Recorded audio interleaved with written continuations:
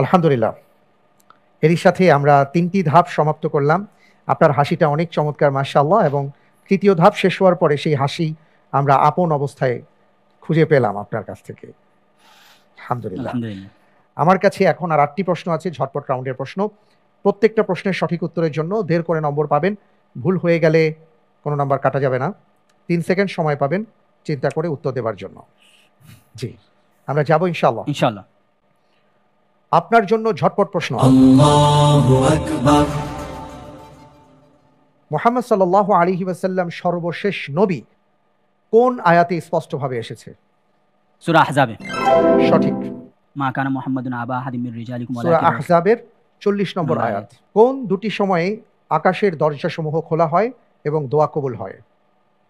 এটা হচ্ছে ইকামতের সময়, একটা আজানের সময় এবং জিহাদের ময়দানে কাতারবন্দী অবস্থা। আচ্ছা, কোন সাহাবী হিজরতকালে তার সমস্ত সম্পদ কাফিররা রেখে দেয়? সুহাইব রুমি। সঠিক উত্তর, সুহাইব বিন সিনান রুমি। কোন যুদ্ধে আবু বকর রাদিয়াল্লাহু তাআলা আনহু মুসলিম বাহিনীর পতাকাবাহী ছিলেন? সর্বপ্রথম ছিলেন হচ্ছে এমনি হচ্ছে তাবুকই প্রসিদ্ধ, তবে বনু মুস্তালিক হচ্ছে প্রথম। সঠিক। শয়তানকে কঙ্কর মারার স্থান কোথায়? জামরা, ওটা হচ্ছে মিনার পাশে। সঠিক। সর্বপ্রথম খলিফা কে যিনি কোনো সাহাবা ছিলেন না? ইয়াজিদ ইবনে মুআবিয়া। সঠিক। মুসলমানদের প্রথম কাগজের কারখানা কোথায় স্থাপিত হয়? কাগজের কারখানা এটা সিরিয়ায়, বাগদাদে। সূরা কাহাফের অপর নাম কি? সূরাতুল হায়লা। সঠিক উত্তর। মাশাআল্লাহ, তাবারাকাল্লাহ। আমি দেখতে পাচ্ছি আপনাকে ৮টি প্রশ্ন করেছিলাম, এই ৮টি প্রশ্নের মাঝে আপনি সঠিক উত্তর দিতে পেরেছেন ৬টি প্রশ্নের। আলহামদুলিল্লাহ। মাশাআল্লাহ, তাবারাকাল্লাহ। অত্যন্ত চমৎকার করেছেন। আল্লাহ রাব্বুল আলামিনের কাছে আপনার জন্য দোয়া করি, আল্লাহ রাব্বুল আলামিন আপনাকে আরো ভালো করবার তৌফিক দান করুন। আমিন। আল্লাহুম্মা আমিন। কেমন লাগলো আজকের পর্বটি আপনার কাছে?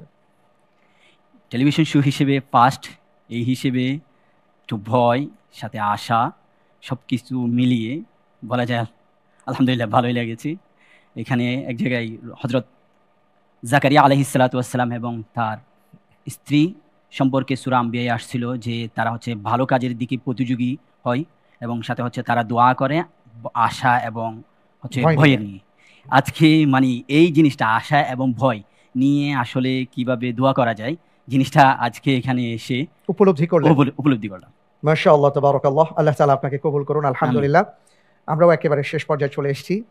আজকে আপনি ১৯টি প্রশ্নের উত্তর দেওয়ার চেষ্টা করেছেন এবং মাশাআল্লাহ খুব ভালো করেছেন। সাকুল্যে আপনি যে নম্বর পেয়েছেন তা হলো ৬৩.৫ নম্বর। আলহামদুলিল্লাহ। আলহামদুলিল্লাহ, তাবারাকাল্লাহ। আপনাকে অনেক অনেক মোবারকবাদ জানাচ্ছি। আপনি জানেন যে আমরা পরবর্তী রাউন্ডে ১৪ জন ভাইদের মধ্য থেকে ৮ জনকে আমন্ত্রণ জানাবো। দেখা যাক সেই ৮ জন কারা। সে পর্যন্ত অপেক্ষায় থাকতে হবে। আল্লাহ তাআলা আপনাকে কল্যাণের সাথে রাখুন। আমি আপনার কাছ থেকে এখন বিদায় নিয়ে নিচ্ছি। জি।